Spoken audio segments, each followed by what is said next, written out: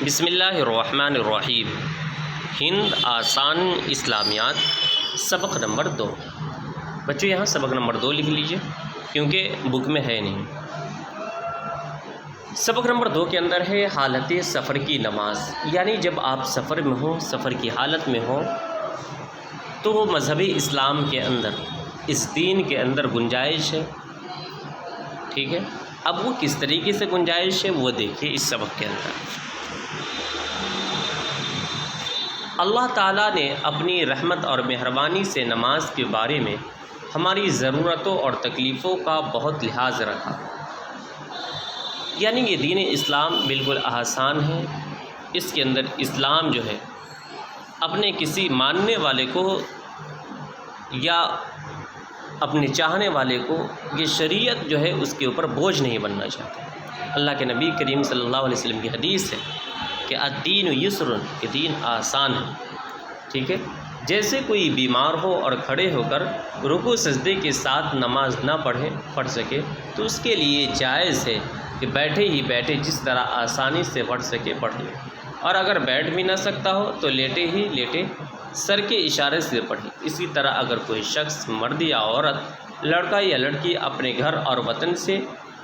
دور کہیں سفر میں ہو تو ظہر اور عصر اور عشاء کی 4 رکعتوں میں کمی کر کے 4 کی جگہ 2 ہی پڑھ کر سلام پھیر دیا کرے تو یہ بھی جائز ہے، بلکہ سفر میں ایسے ہی پڑھنا افضل ہے، یعنی ظہر، عصر اور عشاء کے اندر 4 رکعت ہیں تو اس کی جگہ 2 رکعت ہی پڑھ کر کے سلام پھیر دیں، اور اسی طرح پڑھنا کیا ہے؟ افضل ہے، بہتر ہے۔ اسی کو اصطلاح میں قصر کہتے ہیں۔ قصر کے معنی توڑ دینا، یعنی 4 کی جگہ ہم 2 پڑھتے ہیں، ٹھیک ہے۔ آگے دیکھیں، 5 وقت کی نماز میں سے صرف انہی 3 وقتوں کی نماز میں قصر کرنے کی اجازت ہے۔ فجر اور مغرب میں قصر کرنا جائز نہیں، یہ جیسے وطن میں پڑھی جاتی ہے ویسے ہی سفر میں بھی پڑھی جائیں گی۔ فرض نمازوں سے پہلے اور پیچھے جن سنتوں کو پڑھنے کی تاکید اور فضیلت ہے، ان سنتوں میں سے سفر میں صرف فجر کی سنت اور وتر پڑھنے کی تاکید ہے۔ باقی سنتوں کے بارے میں مسافر کو اختیار ہے، پڑھے یا نہ پڑھے، ٹھیک ہے۔ یعنی فجر کی سنت اور وتر پڑھنے کی تاکید ہے، باقی جو ہے پڑھے یا نہ پڑھے وہ مسافر کو اختیار ہے، چاہے تو پڑھ لے چاہے تو چھوڑ دے۔ یعنی جیسے مقیم کے لیے اس کی تاکید ہے، وہی مسافر کے حق میں اس کی تاکید نہیں ہے، ٹھیک ہے۔ اگر کوئی شخص سفر میں ان سب سنتوں کو پڑھنا چاہے تو بغیر قصر کے پڑھے، کیونکہ قصر صرف فرض نمازوں کے لیے ہے، اور وہ بھی وہ فرض جو 4 رکعتوں والی ہے، باقی میں نہیں۔ جس میں 4 رکعت ہے اسی میں قصر کر سکتے ہیں، 4 کی جگہ 2 پڑھ سکتے ہیں۔ اگر کوئی مسافر قصر والی نماز،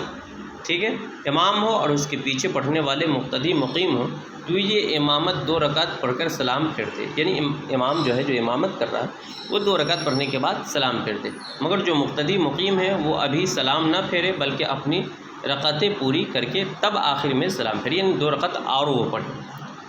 جو مقتدی ہے۔ ہاں، مقتدیوں میں جو مسافر ہوں وہ بھی 2 رکعت پڑھ کر سلام پھیرتے ہیں، اور اگر کوئی مسافر کسی مقیم کے پیچھے نماز پڑھ رہا ہو تو اب امام کے اقتداء میں اس کو بھی پوری نماز پڑھنی چاہیے، ٹھیک ہے۔ اگر کوئی امام کے پیچھے نماز پڑھے گا، یہ مسافر جو ہے مقتدی بن کر کے، تو وہ پوری 4 رکعت نماز پڑھے گا، ٹھیک ہے۔ اس بات کا خاص خیال رہے۔ اب یہاں دیکھیے، نمازوں کو جمع کرنا، یعنی 2-3 نمازوں کو جمع کر کے پڑھنا، یہ دیکھیے سفر کی حالت میں اللہ تعالیٰ نے ایک آسانی یہ بھی دے دی ہے کہ جن 2 نمازوں کے اوقات ملے ہوئے ہیں ان 2 نمازوں کو ایک دوسرے کے ساتھ ملا کر پڑھ لینا بھی جائز ہے، جیسے ظہر کا وقت عصر کے وقت کے ساتھ اور مغرب کا عشاء کے وقت کے ساتھ ملا ہوا ہے تو ظہر کو عصر کے ساتھ اور مغرب کو عشاء کے ساتھ ملا کر پڑھ سکتے ہیں، اسی کو نمازوں کا جمع کرنا کہتے ہیں، ٹھیک ہے۔ جمع کرنے کی بعض صورتیں جو تمہاری سمجھ میں آسانی سے آ سکتی ہے وہ یہ ہے کہ مثلا ظہر اور عصر کی نمازوں کو جمع کرنا ہو تو اس کی 2 صورتیں ہو سکتی ہیں۔ ایک یہ کہ جب ظہر کا وقت ہو جائے تو پہلے ظہر کی نماز قصر کر کے پڑھ لی جائے، پھر اس کے بعد ہی فوراً عصر کی نماز بھی قصر کے ساتھ پڑھ لیں، یعنی یہ نہیں کہ ایک ہی نیت میں دونوں نماز ہم پڑھ لیں 4 رکعت، نہیں، ٹھیک ہے نا۔ اس بات کا خاص خیال رکھیے گا۔ دوسری صورت یہ ہے کہ جب ظہر کا وقت آ جائے تو اس وقت ظہر کی نماز نہ پڑھے، بلکہ یہ ارادہ اور نیت کر لے اس کو عصر کے وقت میں پڑھوں گا، ٹھیک ہے، اس کے بعد جب ظہر کا وقت ہو جائے اور عصر کا وقت آ جائے اسی عصر کے وقت میں پہلے ظہر کی نماز قصر کے ساتھ ادا کرے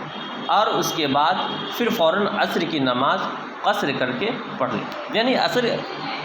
عصر کی نماز کا شروع کا وقت ہوگا اور ظہر کی نماز کا آخر وقت ہوگا، یعنی ظہر کی نماز کا وقت ختم ہونے والا ہوگا اور عصر کی نماز کا وقت جو ہے شروع ہونے والا ہوگا، اس وقت ہم نماز پڑھ لیں گے، ٹھیک ہے۔ پہلی صورت کا نام جمع تقدیم ہے اور دوسری کا نام جمع تاخیر ہے، ٹھیک ہے۔ یہی دونوں صورتیں مغرب اور عشاء کے جمع کرنے کی بھی ہیں، یعنی مغرب کے وقت عشاء کی نماز پڑھی جائے یا عشاء کے وقت مغرب کی نماز پڑھی جائے، ٹھیک ہے، دونوں طریقے سے پڑھ سکتے ہیں، عشاء کے وقت بھی مغرب کی نماز پڑھ سکتے ہیں یا پھر مغرب کے وقت ہی عشاء کی نماز بھی پڑھ سکتے ہیں مغرب کی نماز پڑھنے کے فوراً بعد، ٹھیک ہے۔ فجر کی نماز کو کسی دوسری نماز کے ساتھ جمع کرنا جائز ہے، وہ ہمیشہ الگ اور اپنے وقت پر پڑھی جائے گی۔ اب دیکھیے سواری پر نماز،